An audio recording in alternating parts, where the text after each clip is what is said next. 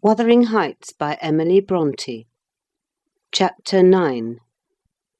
He entered, vociferating oaths dreadful to hear, and caught me in the act of stowing his son away in the kitchen cupboard. Hareton was impressed with a wholesome terror of encountering either his wild beast's fondness or his madman's rage, for in one he ran a chance of being squeezed and kissed to death, and in the other of being flung into the fire or dashed against the wall, and the poor thing remained perfectly quiet wherever I chose to put him. "There, I found it at last!" cried Hindley, pulling me back by the skin of my neck like a dog. "By heaven and hell, you've sworn between you to murder that child. I know how it is now, that he is always out of my way, but with the help of Satan I shall make you swallow the carving knife, Nelly. You needn't laugh, for I've just crammed Kenneth head downmost in the Black Horse Marsh, and 2 is the same as 1. And I want to kill some of you. I shall have no rest till I do." "But I don't like the carving knife, Mr. Hindley," I answered. "It has been cutting red herrings. I'd rather be shot, if you please." "You'd rather be damned," he said. "And so you shall. No law in England can hinder a man from keeping his house decent, and mine's abominable. Open your mouth."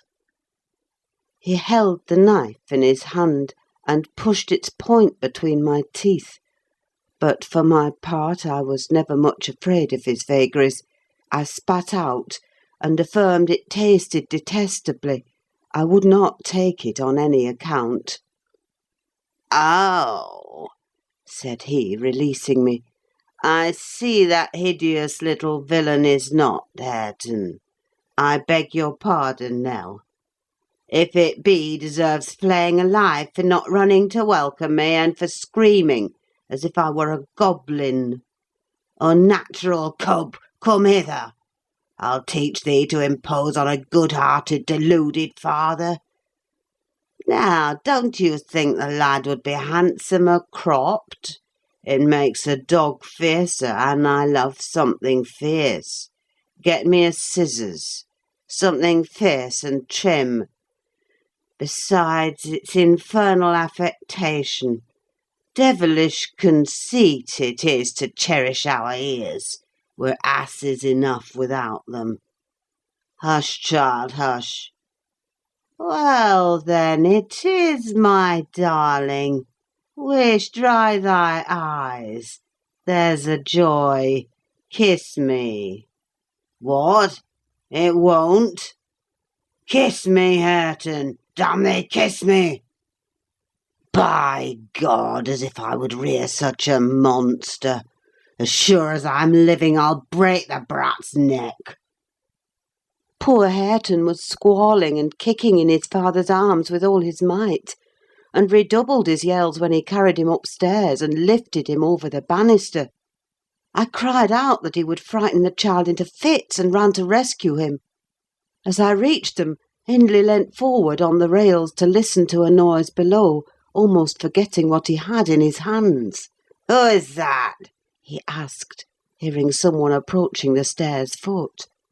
I leant forward also for the purpose of signing to Heathcliff, whose step I recognised, not to come further; and at the instant when my eye quitted Hareton, he gave a sudden spring, delivered himself from the careless grasp that held him, and fell.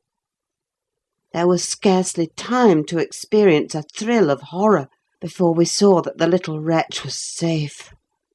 Heathcliff arrived underneath just at the critical moment. By a natural impulse he arrested his descent, and, setting him on his feet, looked up to discover the author of the accident. A miser who has parted with a lucky lottery ticket for 5 shillings, and finds next day he has lost in the bargain £5,000, could not show a blanker countenance than he did, on beholding the figure of Mr. Earnshaw above. It expressed, plainer than words could do, the intensest anguish at having made himself the instrument of thwarting his own revenge. Had it been dark, I daresay he would have tried to remedy the mistake by smashing Hareton's skull on the steps. But we witnessed his salvation, and I was presently below with my precious charge pressed to my heart. Hindley descended more leisurely, sobered and abashed. "It is your fault, Ellen," he said. "You should have kept him out of sight. You should have taken him from me. Is he injured anywhere?" "Injured!" I cried angrily. "If he is not killed, he'll be an idiot. Oh, I wonder his mother does not rise from her grave to see how you use him. You're worse than a heathen, treating your own flesh and blood in that manner." He attempted to touch the child, who, on finding himself with me, sobbed off his terror directly. At the first finger his father laid on him, however, he shrieked again louder than before, and struggled as if he would go into convulsions. "You shall not meddle with him," I continued. "He hates you. They all hate you. That's the truth. A happy family you have, and a pretty state you've come to."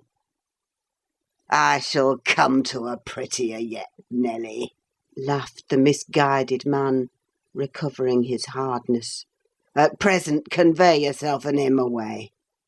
And hark you, Heathcliff, clear you too, quite from my reach and hearing. I wouldn't murder you to-night, unless perhaps I set the house on fire, but that's as my fancy goes." While saying this, he took a pint bottle of brandy from the dresser and poured some into a tumbler. "Nay, don't!" I entreated. "Mr. Hindley, do take warning. Have mercy on this unfortunate boy if you care nothing for yourself." "Any one will do better for him than I shall," he answered. "Have mercy on your own soul," I said, endeavouring to snatch the glass from his hand. "Not I! On the contrary, I shall have great pleasure in sending it to perdition to punish its maker," exclaimed the blasphemer. "Here's to its hearty damnation!" He drank the spirits and impatiently bade us go, terminating his command with a sequel of horrid imprecations too bad to repeat or remember. "It's a pity he cannot kill himself with drink," observed Heathcliff, muttering an echo of curses back when the door was shut. "He's doing his very utmost, but his constitution defies him. Mr. Kenneth says he would wager his mare that he'll outlive any man on this side Gimmerton, and go to the grave a hoary sinner, unless some happy chance out of the common course befall him." I went into the kitchen and sat down to lull my little lamb to sleep. Heathcliff, as I thought, walked through to the barn. It turned out afterwards that he only got as far as the other side the settle, when he flung himself on a bench by the wall, removed from the fire, and remained silent. I was rocking Hareton on my knee, and humming a song that began: "It was far in the night, in the bairnies' grat, the mither beneath the mools heard that," when Miss Cathy, who had listened to the hubbub from her room, put her head in and whispered, "Are you alone, Nelly?" "Yes, miss," I replied. She entered and approached the hearth. I, supposing she was going to say something, looked up. The expression of her face seemed disturbed and anxious. Her lips were half asunder, as if she meant to speak, and she drew a breath, but it escaped in a sigh instead of a sentence. I resumed my song, not having forgotten her recent behaviour. "Where's Heathcliff?" she said, interrupting me. "About his work in the stable," was my answer. He did not contradict me; perhaps he had fallen into a doze. There followed another long pause, during which I perceived a drop or two trickle from Catherine's cheek to the flags. Is she sorry for her shameful conduct? I asked myself. That will be a novelty, but she may come to the point. As she will, I shan't help her. No, she felt small trouble regarding any subject save her own concerns. "Oh dear!" she cried at last. "I'm very unhappy." "A pity," observed I. "You're hard to please. So many friends and so few cares, and can't make yourself content." "Nelly, will you keep a secret for me?" she pursued, kneeling down by me, and lifting her winsome eyes to my face, with that sort of look which turns off bad temper, even when one has all the right in the world to indulge it. "Is it worth keeping?" I inquired less sulkily. "Yes, and it worries me, and I must let it out. I want to know what I should do. To-day, Edgar Linton has asked me to marry him, and I've given him an answer. Now, before I tell you whether it was a consent or denial, you tell me which it ought to have been." "Really, Miss Catherine, how can I know?" I replied. "To be sure, considering the exhibition you performed in his presence this afternoon, I might say it would be wise to refuse him. Since he asked you after that, he must either be hopelessly stupid or a venturesome fool." "If you talk so, I won't tell you any more," she returned, peevishly rising to her feet. "I accepted him, Nelly. Be quick and say whether I was wrong." "You accepted him? Then what good is it discussing the matter? You have pledged your word, and cannot retract." "But say whether I should have done so, do!" she exclaimed in an irritated tone, chafing her hands together and frowning. "There are many things to be considered before that question can be answered properly," I said sententiously. "First and foremost, do you love Mr. Edgar?" "Who can help it? Of course I do," she answered. Then I put her through the following catechism. For a girl of 22, it was not injudicious. "Why do you love him, Miss Cathy?" "Nonsense, I do. That's sufficient." "By no means. You must say why."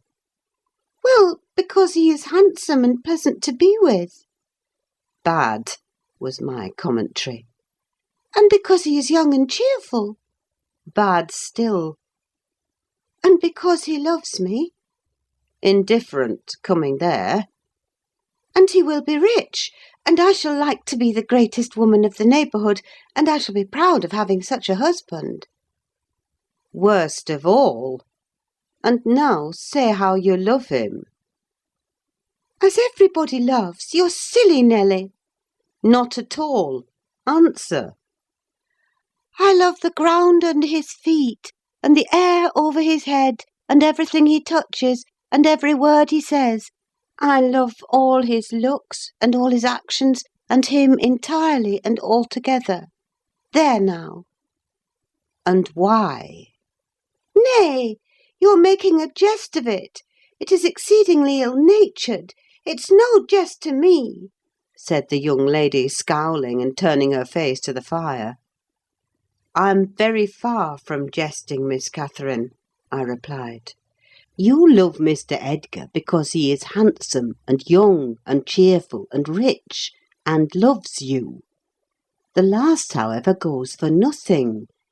You would love him without that, probably; and with it you wouldn't unless he possessed the 4 former attractions." "No, to be sure not. I should only pity him. Hate him, perhaps, if he were ugly and a clown." "But there are several other handsome, rich young men in the world, handsomer, possibly, and richer than he is. What should hinder you from loving them?" "If there be any, they're out of my way.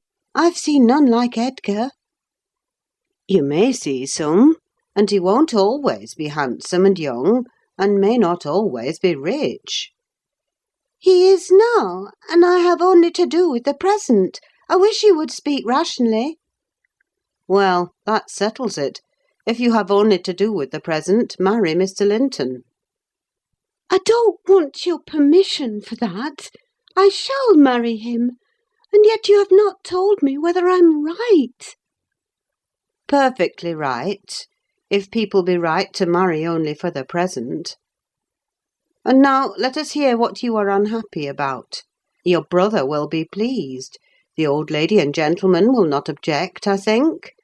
You will escape from a disorderly, comfortless home into a wealthy, respectable one. And you love Edgar, and Edgar loves you. All seems smooth and easy. Where is the obstacle?" "Here and here," replied Catherine, striking one hand on her forehead and the other on her breast. "In whichever place the soul lives, in my soul and in my heart, I'm convinced I'm wrong." "That's very strange. I cannot make it out." "It's my secret. But if you will not mock at me, I'll explain it. I can't do it distinctly, but I'll give you a feeling of how I feel." She seated herself by me again. Her countenance grew sadder and graver, and her clasped hands trembled. "Nelly, do you never dream queer dreams?" she said, suddenly, after some minutes' reflection. "Yes, now and then," I answered. "And so do I. I've dreamt in my life dreams that have stayed with me ever after, and changed my ideas. They've gone through and through me like wine through water, and altered the colour of my mind. And this is one. I'm going to tell it, but take care not to smile at any part of it." "Oh, don't, Miss Catherine!" I cried. "We're dismal enough without conjuring up ghosts and visions to perplex us. Come, come, be merry and like yourself. Look at little Hareton. He's dreaming nothing dreary. How sweetly he smiles in his sleep." "Yes, and how sweetly his father curses in his solitude. You remember him, I daresay, when he was just such another as that chubby thing, nearly as young and innocent. However, Nelly, I shall oblige you to listen. It's not long, and I've no power to be merry to-night." "I won't hear it! I won't hear it!" I repeated hastily. I was superstitious about dreams then, and am still, and Catherine had an unusual gloom in her aspect that made me dread something from which I might shape a prophecy and foresee a fearful catastrophe. She was vexed, but she did not proceed. Apparently taking up another subject, she recommenced in a short time. "If I were in heaven, Nelly, I should be extremely miserable." "Because you are not fit to go there," I answered.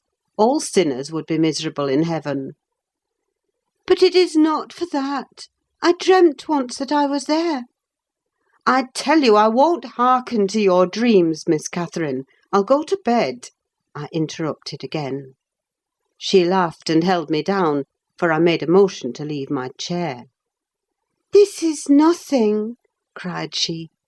"I was only going to say that heaven did not seem to be my home, and I broke my heart with weeping to come back to earth, and the angels were so angry that they flung me out into the middle of the heath on the top of Wuthering Heights, where I woke sobbing for joy.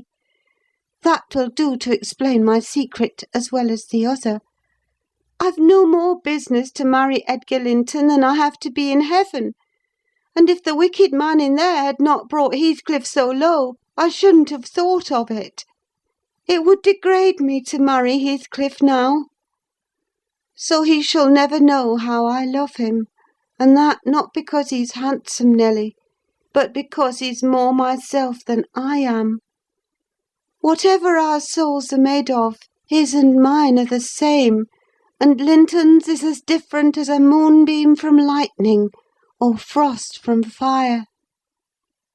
Ere this speech ended, I became sensible of Heathcliff's presence. Having noticed a slight movement, I turned my head, and saw him rise from the bench and steal out noiselessly. He had listened till he heard Catherine say it would degrade her to marry him, and then he stayed to hear no further.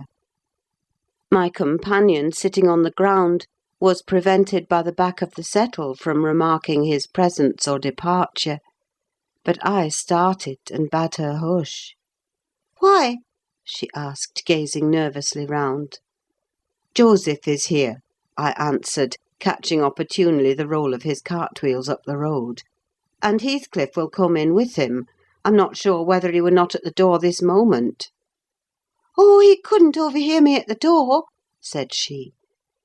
Give me Hareton while you get the supper, and when it is ready, ask me to sup with you. I want to cheat my uncomfortable conscience, and be convinced that Heathcliff has no notion of these things. He has not, has he? He does not know what being in love is. I see no reason that he should not know as well as you, I returned. And if you are his choice, he'll be the most unfortunate creature that ever was born. As soon as you become Mrs. Linton, he loses friend and love and all. Have you considered how you'll bear the separation, and how he'll bear to be quite deserted in the world? Because Miss Catherine— He quite deserted? We separated? She exclaimed, with an accent of indignation. Who is to separate us, pray? They'll meet the fate of Milo. Not as long as I live, Ellen, for no mortal creature. Every Linton on the face of the earth might melt into nothing before I could consent to forsake Heathcliff. Oh, that's not what I intend. That's not what I mean. I shouldn't be Mrs. Linton were such a price demanded. He'll be as much to me as he has been all his lifetime. Edgar must shake off his antipathy, and tolerate him at least. He will, when he learns my true feelings towards him. Nelly, I see now you think me a selfish wretch, but did it never strike you that if Heathcliff and I married, we should be beggars? Whereas if I marry Linton, I can aid Heathcliff to rise, and place him out of my brother's power. With your husband's money, Miss Catherine? I asked. You'll find him not so pliable as you calculate upon, and though I'm hardly a judge, I think that's the worst motive you've given yet for being the wife of young Linton. It is not, retorted she. It is the best. The others were the satisfaction of my whims, and for Edgar's sake, too, to satisfy him. This is for the sake of one who comprehends in his person my feelings to Edgar and myself. I cannot express it, but surely you and everybody have a notion that there is, or should be, an existence of yours beyond you.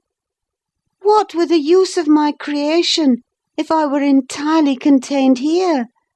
My great miseries in this world have been Heathcliff's miseries, and I watched and felt each from the beginning.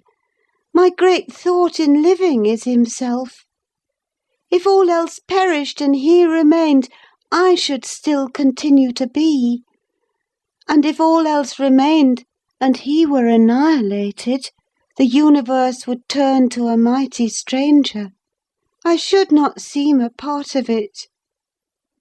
My love for Linton is like the foliage in the woods.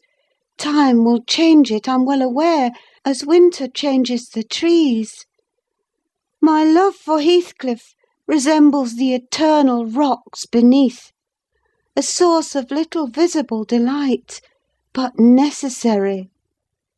Nelly, I am Heathcliff. He's always, always in my mind, not as a pleasure, any more than I am always a pleasure to myself, but as my own being. So don't talk of our separation again.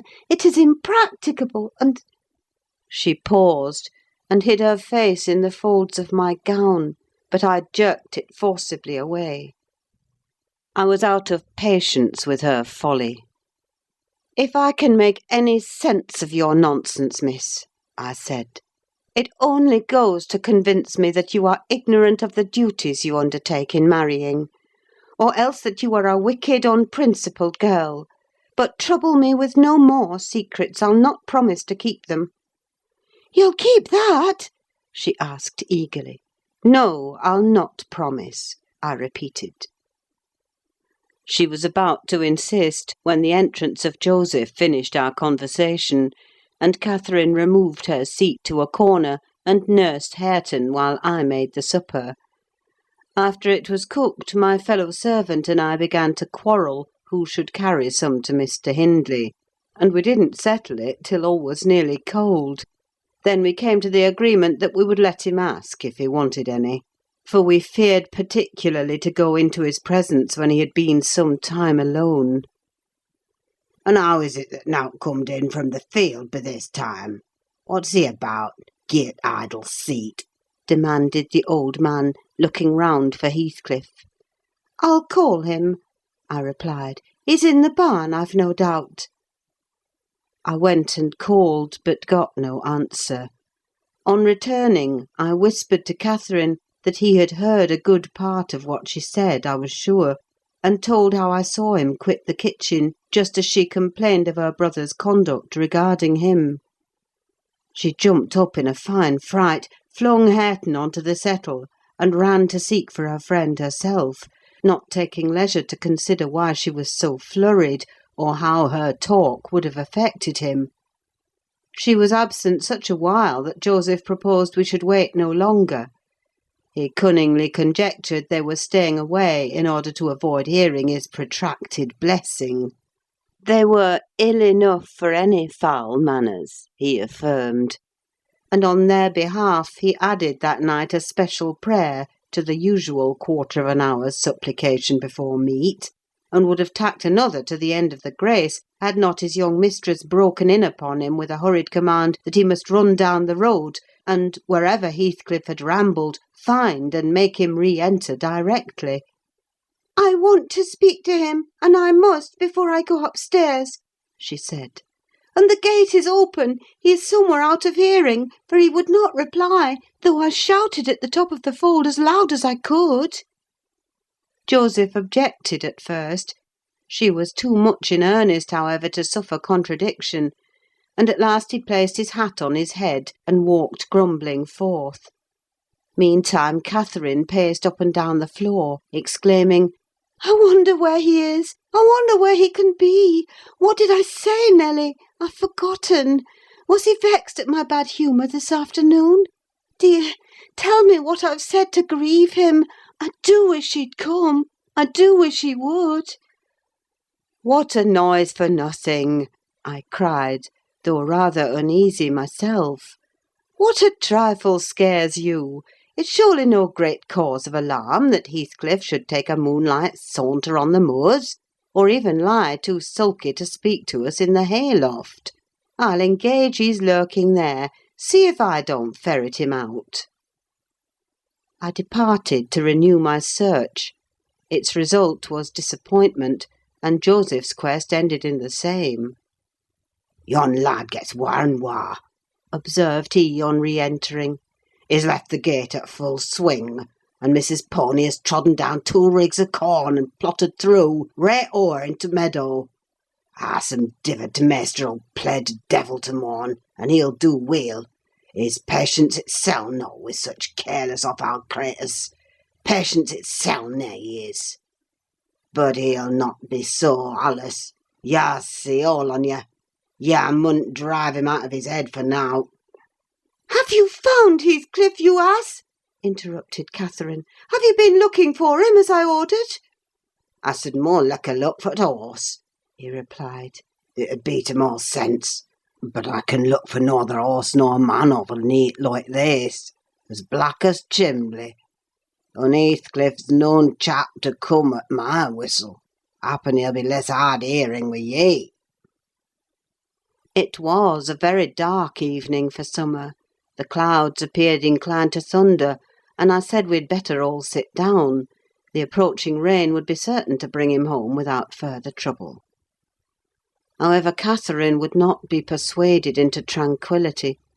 She kept wandering to and fro from the gate to the door, in a state of agitation which permitted no repose, and at length took up a permanent situation on one side of the wall near the road, where, heedless of my expostulations and the growling thunder and the great drops that began to plash around her, she remained, calling at intervals, and then listening, and then crying outright. She beat Hareton or any child at a good passionate fit of crying. About midnight, while we still sat up, the storm came rattling over the heights in full fury. There was a violent wind as well as thunder, and either one or the other split a tree off at the corner of the building. A huge bough fell across the roof and knocked down a portion of the east chimney stack, sending a clatter of stones and soot into the kitchen fire. We thought a bolt had fallen in the middle of us, and Joseph swung on to his knees, beseeching the Lord to remember the patriarchs Noah and Lot, and as in former times spare the righteous, though he smote the ungodly. I felt some sentiment that it must be a judgment on us also. The Jonah, in my mind, was Mr. Earnshaw, and I shook the handle of his den, that I might ascertain if he were yet living. He replied audibly enough, in a fashion which made my companion vociferate more clamorously than before, that a wide distinction might be drawn between saints like himself and sinners like his master. But the uproar passed away in 20 minutes, leaving us all unharmed, excepting Cathy, who got thoroughly drenched for her obstinacy in refusing to take shelter, and standing bonnetless and shawlless to catch as much water as she could with her hair and clothes. She came in and lay down on the settle, all soaked as she was, turning her face to the back, and putting her hands before it. "Well, miss," I exclaimed, touching her shoulder, "you are not bent on getting your death, are you? Do you know what o'clock it is? 12:30. Come to bed. There's no use waiting any longer on that foolish boy. He'll be gone to Gimmerton, and he'll stay there now. He guesses we shouldn't wait for him till this late hour. At least, he guesses that only Mr. Hindley would be up, and he'd rather avoid having the door opened by the master." Nay, he's noan at Gimmerton," said Joseph. "I's niver wonder but he's at bottom of bog oil. This visitation won't for nowt, and I would hev ye to look out, miss. Yarmer beat next. Thank Heaven for all. All walks together for good to them as is chosen, and picked out for the rubbage. Ya know what the Scripture says." And he began quoting several texts, referring us to chapters and verses where we might find them. I, having vainly begged the wilful girl to rise and remove her wet things, left him preaching and her shivering, and betook myself to bed with little Hareton, who slept as fast as if every one had been sleeping round him. I heard Joseph read on a while afterwards, then I distinguished his slow step on the ladder, and then I dropped asleep. Coming down somewhat later than usual, I saw, by the sunbeams piercing the chinks of the shutters, Miss Catherine still seated near the fireplace. The house door was ajar too. Light entered from its unclosed windows. Hindley had come out and stood on the kitchen hearth, haggard and drowsy. "What ails you, Cathy?" he was saying when I entered. "You look as dismal as a drowned whelp. Why are you so damp and pale, child?" "I've been wet," she answered reluctantly, "and I'm cold, that's all." "Oh, she is naughty!" I cried, perceiving the master to be tolerably sober. "She got steeped in the shower of yesterday evening, and there she has sat the night through, and I couldn't prevail on her to stir." Mr. Earnshaw stared at us in surprise. "The night through?" he repeated. "What kept her up? Not fear of the thunder, surely? That was over hours since." Neither of us wished to mention Heathcliff's absence, as long as we could conceal it, So I replied I didn't know how she took it into her head to sit up, and she said nothing. The morning was fresh and cool. I threw back the lattice, and presently the room filled with sweet scents from the garden. But Catherine called peevishly to me, "Ellen, shut the window, I'm starving." And her teeth chattered as she shrank closer to the almost extinguished embers. "She's ill," said Hindley, taking her wrist. "I suppose that's the reason she would not go to bed. Damn it! I don't want to be troubled with more sickness here. What took you into the rain?" "Running after lads, as usual," croaked Joseph, catching an opportunity from our hesitation to thrust in his evil tongue. "If I were yah, master, I'd just slamp the boards in their faces, all on 'em, gentle and simple.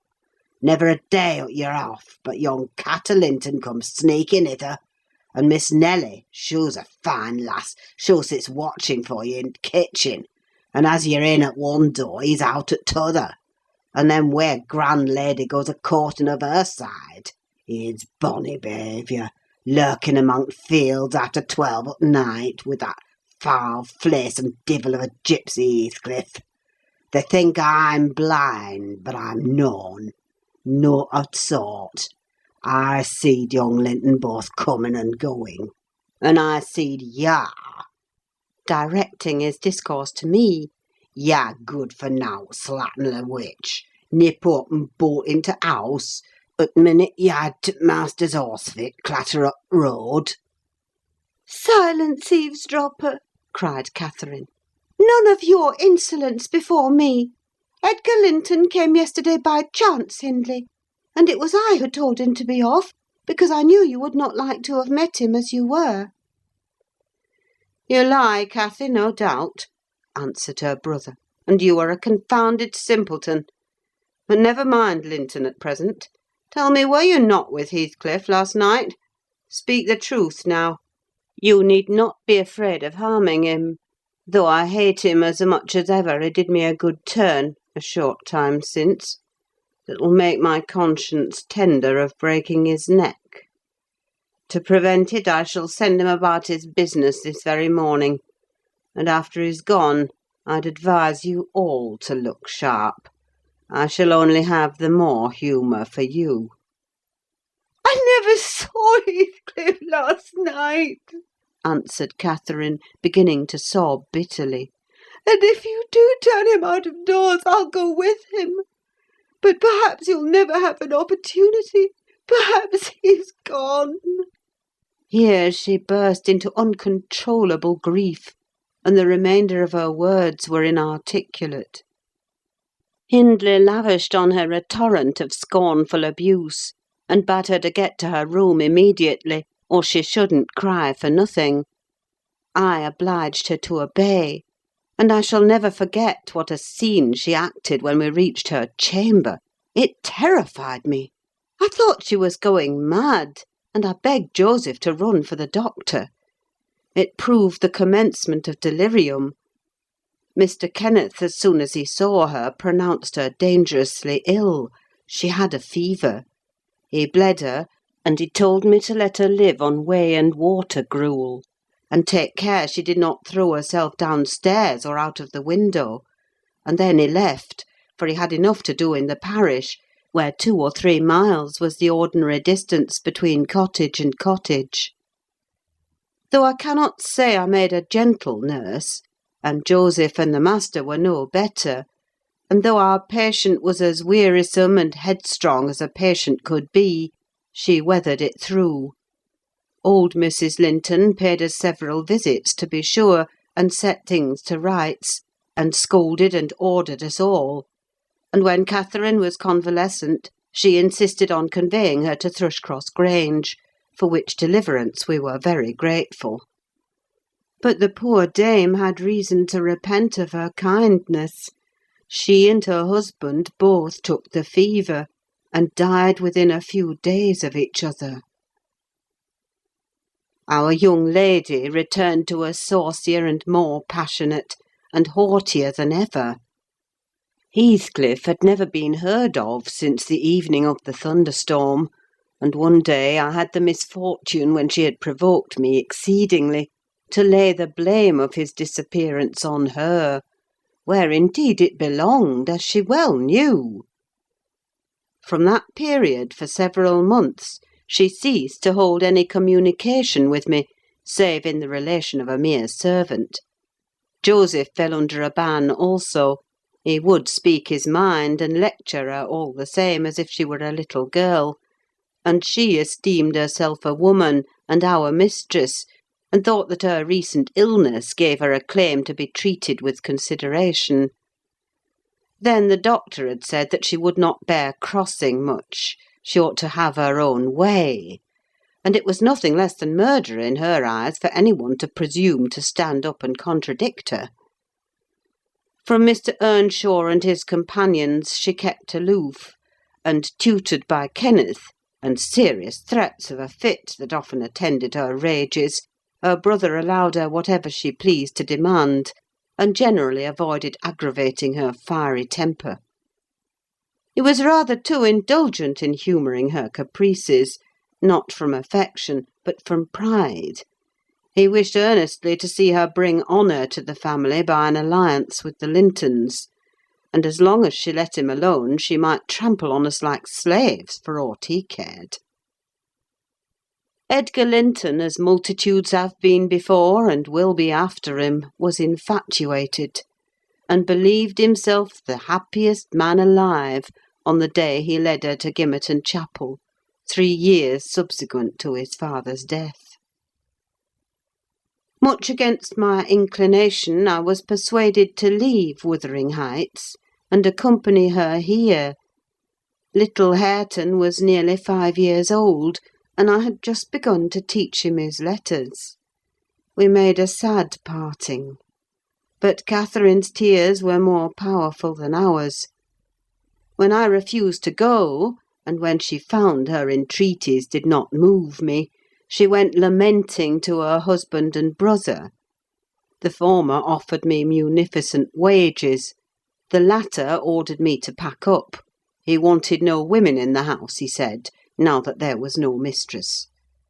And as to Hareton, the curate should take him in hand by and by. And so I had but one choice left, to do as I was ordered. I told the master he got rid of all decent people only to run to ruin a little faster. I kissed Hareton, said good-bye, and since then he has been a stranger. And it's very queer to think it, but I've no doubt he has completely forgotten all about Ellen Dean, and that he was ever more than all the world to her, and she to him.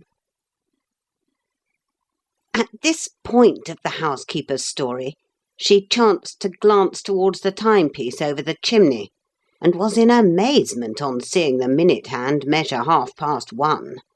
She would not hear of staying a second longer. In truth, I felt rather disposed to defer the sequel of her narrative myself; and now that she has vanished to her rest, and I have meditated for another hour or two, I shall summon courage to go also, in spite of aching laziness of head and limbs. End of Chapter 9.